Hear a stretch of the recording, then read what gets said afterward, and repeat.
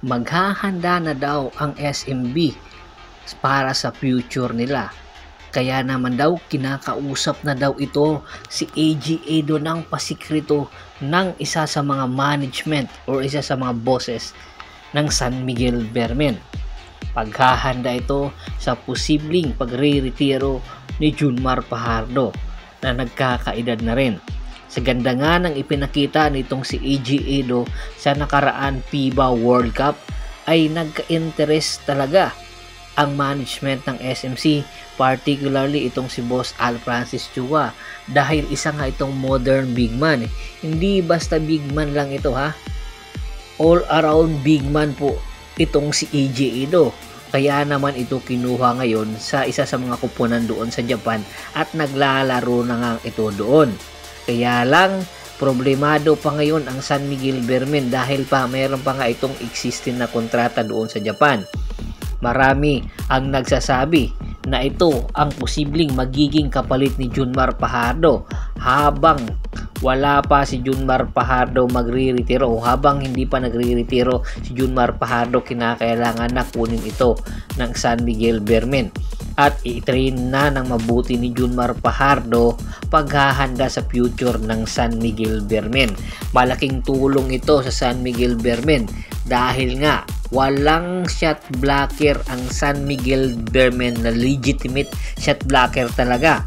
At dito nakikita nga ng San Miguel Beermen na magkakaroon sila ng shot blocker sa pagkakataong ito kung makukuha nga nila itong si AG Edo.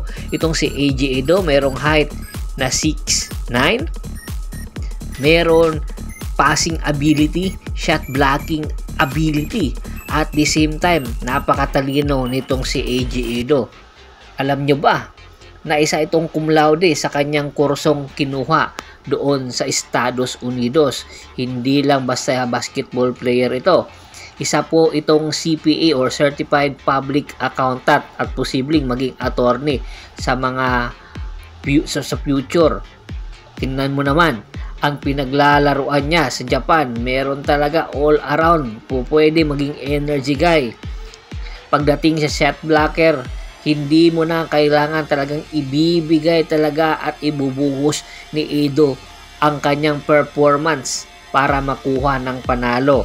Kaya gustong gusto ito ni Boss Al Francis Chua at posible daw kunin ng San Miguel Beermen ang number 1 pick ng Terra Firma Jeep para for sure makuha nila si Edo. At baka posible next year magpapadrop itong si AG Edo. Lipat naman tayo sa Converge Fiber Xers. Kamakailan nga, ayon sa isang artikulo na ang Converge Fiber Xers ay nagka-interest kay Greg Slaughter. Pag-amin mismo sa isang artikulo na unang inoperan ng San Miguel Beermen itong si Greg Slaughter ng 1.4 million para magbalik sa PBA at maglaro para sa San Miguel Beermen dahil badly needed nga ng San Miguel ang serbisyo niya.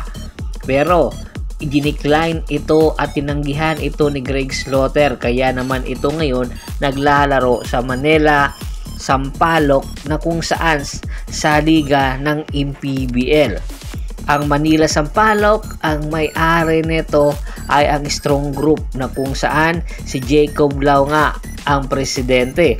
Itong si Jacob Lau at ang Converge Fiber Xer, siya rin ang team manager. Kaya malaki ang serbisyo or malaki ang interest ng Converge Fiber Xers na kunin itong si Greg Slaughter at ilipat sa Converge Fiber Xers. Kanya lang, ang rights na itong si Greg Slaughter ay sa Northport Batanguer pa. Kaya malaki ang problema ng Converge dahil sa Northport Batanguer under ito ng SMC team.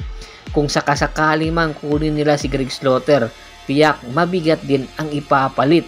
Ang tanong, kung matutuloy ang negotiation na nangyayari ngayon sa Northport at Converge, sinong player ang ipapalit ng Converge papunta sa Northport Batanguer para makuha ang serbisyo ni Greg Slaughter? Kung sakali mang matuloy at mapunta na itong si Greg Slaughter sa Converge. Napakalaki at napakalakas na ng first 3 ng Converge Fiber Xers na big man. Si Baltasar, si Arana at si Slaughter. Pag pinagsabay mo, naku ang bigat. Kaya mabigat din na player ang gusto ng Northport. Sino kaya ang ibibigay ng Converge? Future picks? Or mga bench players nito? Tatanggapin ba ito ng Northport Batang Pier? Yan ang ating pakaabangan.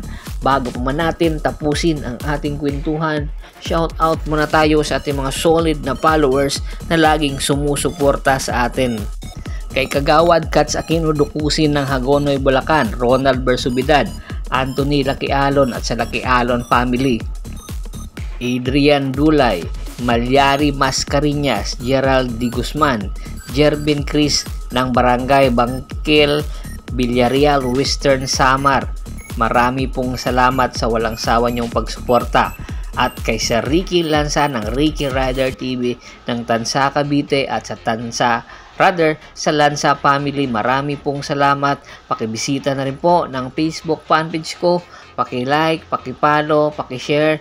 Paul Goso Facebook fanpage at Half Press PH para maging updated po lagi kayo sa lahat ng sports kwentuhan. Hanggang sa muling kwentuhan, maraming salamat po.